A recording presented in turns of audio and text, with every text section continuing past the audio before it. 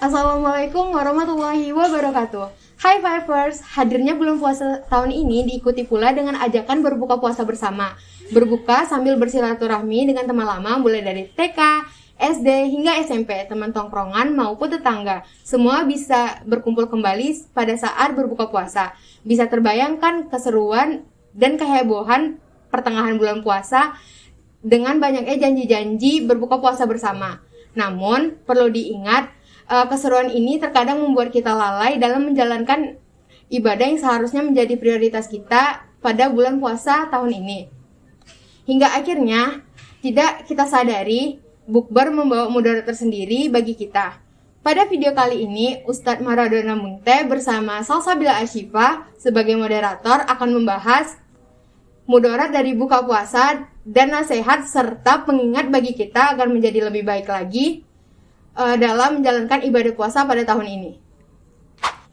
A'udzu billahi minasy syaithanir rajim. Bismillahirrahmanirrahim. Syahrul Ramadan alladzi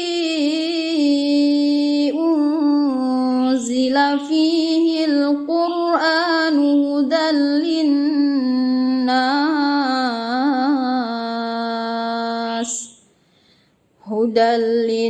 linnas wa bayyinatin minal huda wal furqan.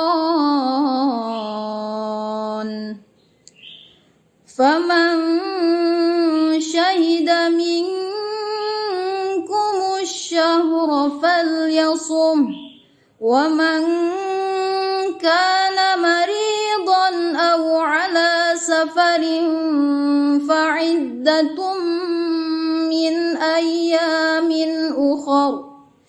Yuridullahu bikumul yusra wa la yuridu bikumul usra walitukmilul iddata walitukabbirullaha ala ma hadakum wa la'allakum tashkurun.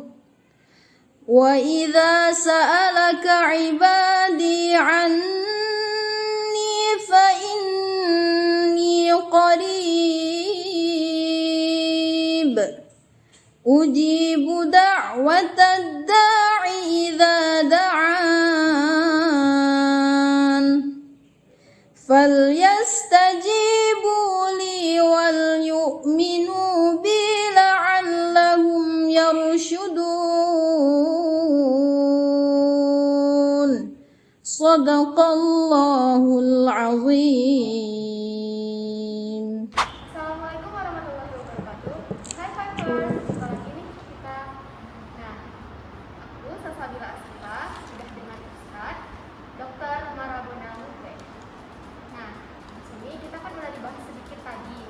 Kalau seandainya buka bersama itu ada buka bersama, pasti adanya ajakan buka bersama dari kawan-kawan teman-teman kita dari SMP, SD, mungkin kadang ada TK, mungkin. Nah, jadi kita akan membahas tentang mudarat dari buka bersama itu sendiri, kayak meninggalkan sholat maghrib, tarawih. Nah, jadi di sini ada Ustadz yang lebih tahu tentang itu. Kita mungkin bisa menanyakan singkat tentang itu kepada Ustadz. Baik, terima kasih Salsabila. Alhamdulillah kita bisa bersilaturahim untuk kajian ilmu ini. Baik, menjadi fenomena di tengah-tengah masyarakat kita memang berbuka bersama. Satu sisi berbuka bersama ini sebenarnya Salsabila adalah wasilah untuk orang bisa bersilaturahim. Artinya lama tidak ketemu, dengan adanya buka bersama bisa bersilaturahim. Yang kedua, bisa juga menjadi wasilah untuk memberi makan orang lain, memberi berbuka, karena itu bahagian dari sunnah. Kita traktir teman kita, man fattara sha'iman falahu ajrus sha'im min ghairi ayyun qasamin ajris sha'im. Orang yang memberi makan berbuka orang yang berpuasa, dia dapat pahala orang yang berpuasa itu tanpa dikurangi pahalanya sedikit pun. Jadi ada maslahatnya. Tapi teman-teman dan pemirsa sekalian, berbuka bersama ini tidak hanya mengandung maslahat, tetapi ada juga mudaratnya. Nah, di antara mudaratnya tadi itu adalah misalkan gara-gara buka bersama, asik bicara dengan teman-teman, reunian, pada sholat maghribnya. Siapa yang gitu? Jadi kalau sudah lupa sholat maghribnya gara-gara reunian, itu berarti meninggalkan sholat. Dan meninggalkan sholat ini berarti meninggalkan sesuatu yang wajib dalam Islam. Dan ini sangat berbahaya. Dalam satu riwayat Nabi SAW bersabda, "Man taraka sholata amdan faqad kafara jihara." Siapa yang meninggalkan sholat secara sengaja, maka dia telah kufur secara nyata. Astagfirullah. Dalam riwayat yang lain, man taraka sholata amdan faqad kafara bima unzila ala Muhammadin. Siapa yang meninggalkan sholat secara sengaja, maka dia telah kufur kepada apa yang diturunkan kepada Nabi Muhammad SAW. Belum lagi kalau kita semuanya ingatkan, sholat imaduddin, sholat adalah tiang agama. Faman tarakaha faqad hadamaddin. Siapa yang meninggalkan sholat, maka dia telah menghancurkan agama. Kita berpuasa adalah suatu kebaikan, tapi kewajiban yang lain kita tinggalkan. Mudaratnya sampai kita termasuk orang yang dikategorikan menghancurkan agama. Alhamdulillah ini. Nah, masih banyak lagi yang lain. Misalkan tadi Salsabila mengatakan gara-gara buka bersama, sholat isyanya juga nggak bisa berjamaah. Ya, kalau misalkan sholatnya tetap terjaga nih, tapi jamaahnya tidak dapat, itu juga mudarat. Karena fadilah di bulan suci Ramadan yang wajib itu setara kita mendapatkan pahala 70 kali kita melakukan yang wajib itu pahalanya tiap Salsabila. Tapi kalau seandainya kita meninggalkannya, berarti hilanglah fadilah yang 70 kali keutamaan melakukan yang wajib itu. Yang sunnah-sunnah pun jadi hilang. Sholat tarawehnya, sholat taraweh yang statusnya sunnah itu pahalanya setara dengan satu kewajiban dalam Islam. Dengan bukber maka kita tinggalkan sholat taraweh, maka hilanglah yang seharusnya kita mendapatkan fadilahnya di malam itu. Dan sholat taraweh ini Salsabila nggak bisa kita lakukan di bulan-bulan yang lain, hanya ada di bulan Ramadan. Limited edition loh, jangan Iya, limited edition. Dalam bahasa Qurannya itu Salsabila ayyamam ma'dudah. Dia ada pada hari-hari yang ditentukan sama Allah saja. Nggak semua hari sepanjang tahun. Dia hanya ada di hari-hari dan di malam-malam di bulan suci Ramadan. Kalau kita tinggalkan, hilang fadilah. Maka sebaiknya teman-teman semuanya dan pemirsa jangan berani-beraninya meninggalkan baik yang sunnah maupun yang wajib. Kalau seandainya dengan buka bersama itu kita tetap bisa melakukan semuanya, yang wajib tetap bisa tegakkan, yang sunnah tetap kita bisa perbanyak, kata orang Jawa gitu, masih bagus. Jadi begitu kira-kira Salsabila. Jadi kan bisa dijelaskan nih secara singkat.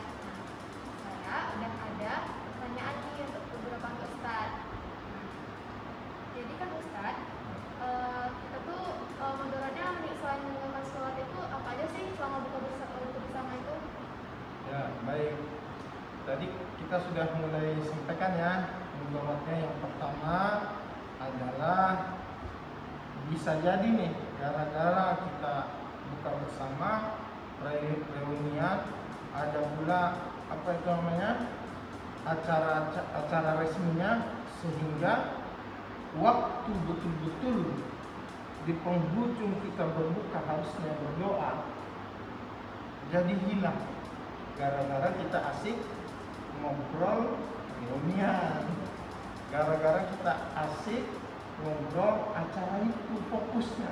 Padahal satu waktu yang mustajab dalam bulan puasa itu adalah kita berdoa di penghujung waktu kita sebelum berbuka. Nah itu hilang jadi. Kemudian yang kedua tadi, hilang pahala kebaikan puasa kita ketika kita meninggalkan sholat yang wajib.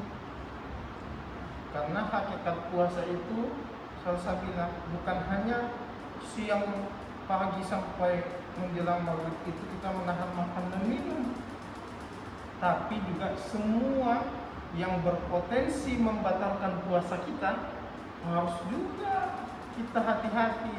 Misalkan apa? Melakukan yang dilarang. Kemudian apa lagi? Meninggalkan yang diwajibkan. Kan sholat tadi. Sholat kan yang diwajibkan. Lantas kita berani meninggalkannya. Itu berbahaya. Itu mudorot, bisa berpotensi meninggalkan pahala puasa kita, menghilangkan pahala puasa kita. Kemudian tadi tuh kesempatan untuk mendapatkan 70 kali lipat nilai ibadah yang wajib di bulan puasa itu hilang gara-gara kita asik buka bersama dan reunian. Kemudian hati-hati tuh anak-anak ustaz sekalian. Kemudian yang tadi juga kembali yang sunnahnya seharusnya kita mendapatkan nilai pahala sunnah setara dengan satu yang wajib itu juga hilang. Jadi semua fadilah itu kemudian menjadi hilang dari kesempatan yang seharusnya kita lakukan. Begitu Ustaz Sabina. Jadi banyak juga ya Ustaz dampak buruknya kayak ya meninggalkan sholat, jadi lupa segalanya hanya untuk mengenang suatu hal yang lama gitu dengan kawan-kawan lama. Nah, selanjutnya saya ada pertanyaan lagi Ustaz. Jadi apa sih Ustaz hukuman bagi orang yang meninggalkan sholat tarawih karena keasikan bermain setelah buka bersama? Khusus sholat tarawih ya. Khusus sholat tarawih ini sebenarnya kalau Ustaz mau sampaikan, di zaman Nabi SAW, Nabi itu hampir setiap malam tidak mau meninggalkan sholat tarawih di masjid. Tapi satu ketika dia sengaja nggak datang ke masjid. Kenapa? Karena Nabi takut kalau sholat tarawih ini nanti dianggap wajib. Nah, padahal statusnya adalah sunnah. Jadi kita harus mengutamakan yang wajib untuk kita lakukan. Meskipun di bulan Ramadan yang sunnah ini benar-benar harus kita jaga karena status pahalanya juga setara dengan satu kewajiban. Tapi orang-orang yang sengaja meninggalkan sholat yang khususnya tarawih yang sunnah ini, satu sisi tidak menjadikan dia berdosa, tidak, karena statusnya sunnah. Sunnah itu kalau dilakukan kita dapat pahala, kalau kita tinggalkan kita memang tidak berdosa. Tapi bukan tidak apa-apa, saya bilang. Kalau kita bahasakan tidak apa-apa meninggalkan yang sunnah, maka banyak di antara kita ini kan sunnah. Akhirnya semuanya ditinggalin. Bahkan dalam penerjemahan ulama, ma yusabu ala fi'lihi wa yuzammu ala tarkihi. Sunnah itu bagi para ulama fikih adalah kalau dilakukan dapat pahala, kalau ditinggal merugi atau tercela. Nah, artinya apa? Meninggalkan yang sunnah seperti sholat taraweh itu hukumnya masuk kategori kita menjadi orang yang tercela ataupun yang merugi. Sayang banget ya kalau kita ninggalin ya. Padahal lumayan lah pahalanya, malah banyak banget kita aja nggak tahu.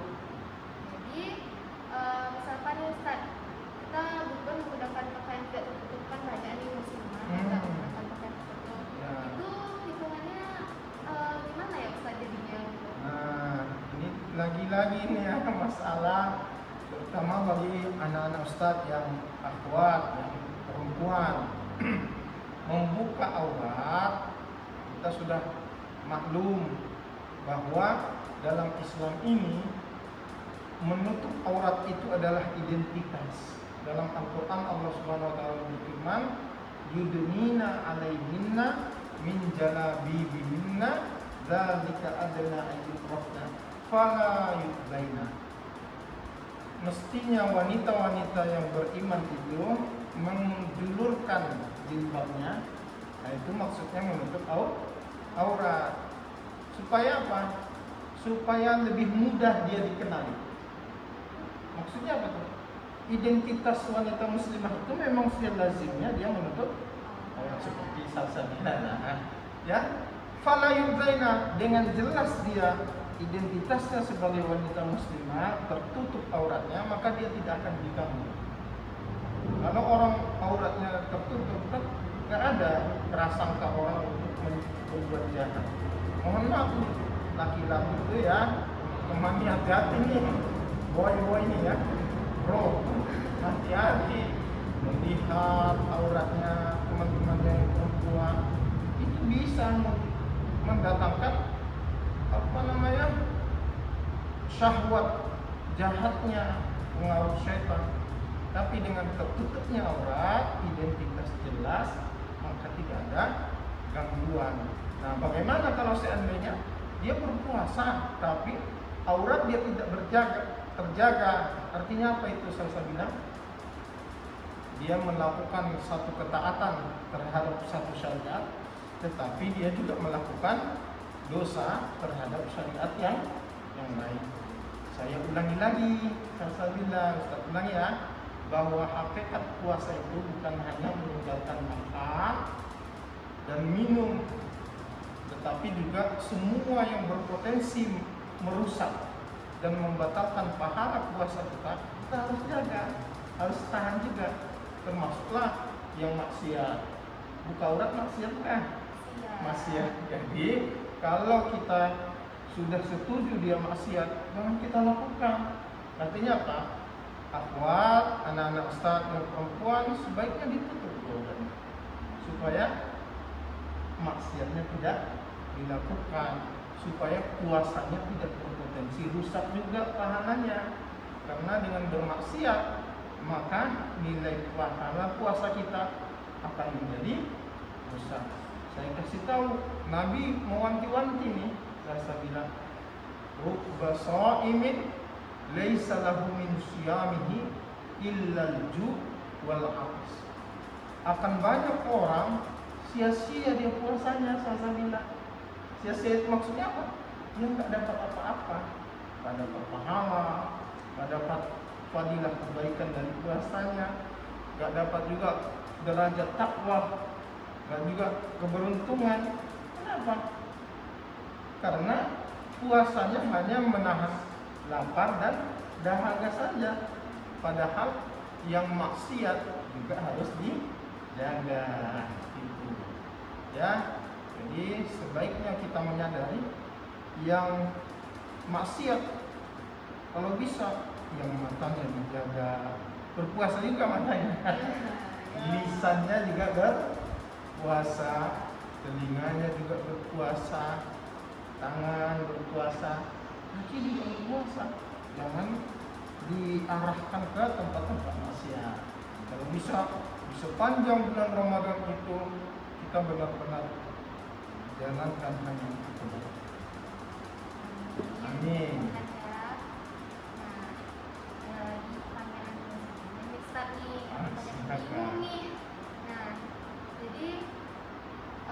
Bercampurnya laki-laki dan perempuan di satu tempat saja berarti diperbolehkan atau tidak? Ya, ikhtilaf ya. Ikhtilaf ini pada dasarnya selama hukum asal dalam hal percampuran laki-laki dan perempuan itu adalah diharamkan. Hukum asalnya diharamkan. Ya, ikhtilaf namanya. Jadi kalau bisa misalkan ya berjarak, ya artinya apa? ketika kita membuat jarak antara yang ikhwan dengan akhwat, itu potensi untuk jatuh kepada maksiat itu akan lebih terjaga. Tapi kalau yang namanya ikhtilaf, ya Ustaz juga pernah muda, ya kalau bisa dijaga, karena takut lagi kita nanti gara-gara kita ikhtilaf itu yang dilarang, ya kemudian rusak nilai pahala puasa kita. Cuma puasanya. Betul. Apa ya, jaga maksiatnya. Apakah boleh kita ini menyantap makanan berbuka bersama non-muslim Ustaz saat berpuasa itu? Baik, terkait dengan hubungan kita dengan saudara-saudara kita yang muslim, itu hukum asalnya boleh. Artinya apa? Kalau seandainya kita buka bersama nih, hukum buka bersama ini pada dasarnya boleh ya. Tapi tadi kalau seandainya jatuh kepada maksiat, meninggalkan sholat dan lain sebagainya, kemudian meninggalkan yang seharusnya dilakukan, itulah yang menyebabkan dia terlarang. Tapi hukum asalnya boleh, karena di situ juga ada masalah tadi kan. Bagaimana kalau misalkan kita berbuka bersama itu dengan teman kita yang non muslim, kita ajak, ini maksudnya di warung juga ya?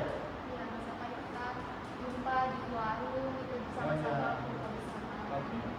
Baik, boleh. Hukum asalnya menjaga hubungan pertemanan dengan non muslim sekalipun dalam hal yang duniawi itu dibolehkan. Tapi jangan sampai gara-gara kita buka bersama dengan teman kita yang non muslim itu, lantas yang seharusnya kita lakukan ibadah wajib seperti tadi sholat maghrib, apalagi sholat isya, sholat taraweh, tilawah, jangan lupa bulan Ramadan tilawah baca Quran kan, saya bilang.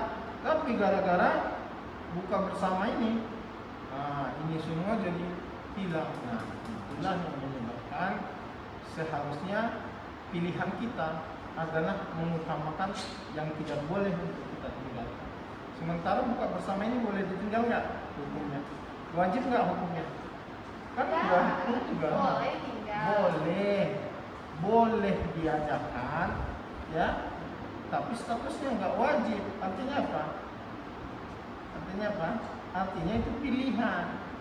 Dan pilihan terbaik terhadap yang dibolehkan adalah kita boleh melakukannya kalau tidak menyebabkan kita meninggalkan yang wajib. Tapi kalau sampai menyebabkan kita meninggalkan yang wajib, pilihannya kita tinggalkan itu yang tadi yang boleh itu, ya. Bisa wajib jangan meninggalkan malah Betul. harus menjaga. Nah, yang terakhir, apakah yang lebih utama berbuka di masjid setelah sholat atau sholat kemudian pulang ke rumah dan berbuka bersama keluarga Ustaz? Baik. Kalau misalkan kondisinya untuk mengkondisikan kita bisa maksimal dalam ibadah berjamaah di masjid, maka sebaiknya pilihan di masjid. Tapi kalau seandainya kita makan bersama dengan keluarga, buka bersama dengan keluarga di rumah, dengan tidak meninggalkan sholat kita berjamaah di masjid, artinya durasi waktunya kan ada tuh. Apabila kita bisa mengaturnya, maka pilihannya lebih baik dengan keluarga, menjaga hubungan yang harmonis di antara anggota keluarga. Tapi kalau seandainya dengan berbuka keluarga itu juga kemudian yang wajib kita kemudian tinggalkan, kemudian yang sunnah kita juga tinggalkan, nah itu artinya kan yang utama kita tinggalkan untuk mendapatkan sesuatu yang sebenarnya kita bisa atur di lain waktu. Jadi pada dasarnya pilihannya adalah kita mempertimbangkan ketika yang kita lakukan itu menyebabkan kita akan meninggalkan yang wajib-wajib dan yang sunnah yang besar fadilahnya, maka lebih baik kita pilih yang harusnya kita lakukan yang wajib dan yang sunnah. Tapi kalau seandainya kita melakukannya tetap terjaga yang wajib dan yang sunnah, maka pilihannya paling afdolnya kita melakukannya bersama keluarga, tapi yang wajib dan yang sunnah itu tetap kita tidak tinggalkan. Itu Alhamdulillah ya. Jadi intinya di penghujung waktu menjelang berbuka itu adalah satu waktu yang oleh Allah melalui Rasulullah SAW sampaikan kegembiraan utama. Farhatani inda shaim, farhatun inda iftar, wa farhatun inda liqa'i. Dua kebahagiaan bagi orang yang berpuasa. Yang pertama adalah kebahagiaan saat-saat menanti buka puasa. Karena sudah haus, sudah lapar betul nih, ya. Kemudian yang kedua adalah kebahagiaan ketika bertemu dengan Allah. Bertemu dengan Allah itu gimana maksudnya? Di saat-saat penghujung kita puasa itu, kita diberikan kesempatan untuk berdoa yang doa kita tidak ditolak sama Allah SWT.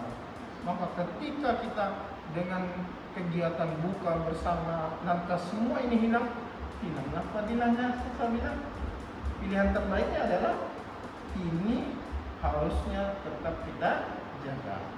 Wallahu ta'ala a'lam. Jadi bagus banget ya teman-teman, kita buka bersama keluarga, ngaji bersama, sholat bersama, itu lebih bagus. Tapi mesti juga lebih bagus. Nah, mungkin ada yang mau saya tambahin lagi?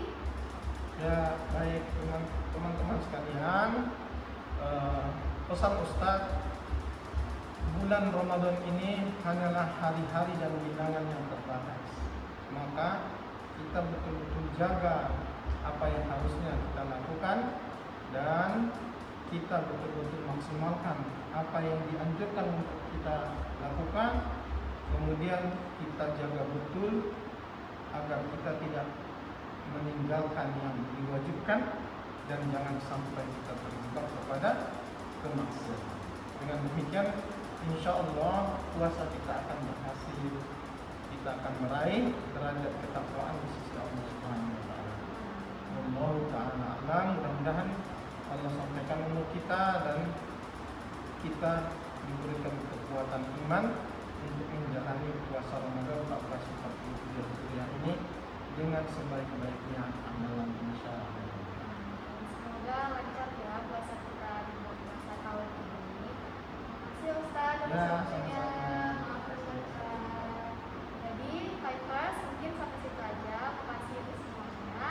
Assalamualaikum warahmatullahi wabarakatuh. Sekian dari episode podcast kali ini. Sampai jumpa di episode podcast selanjutnya.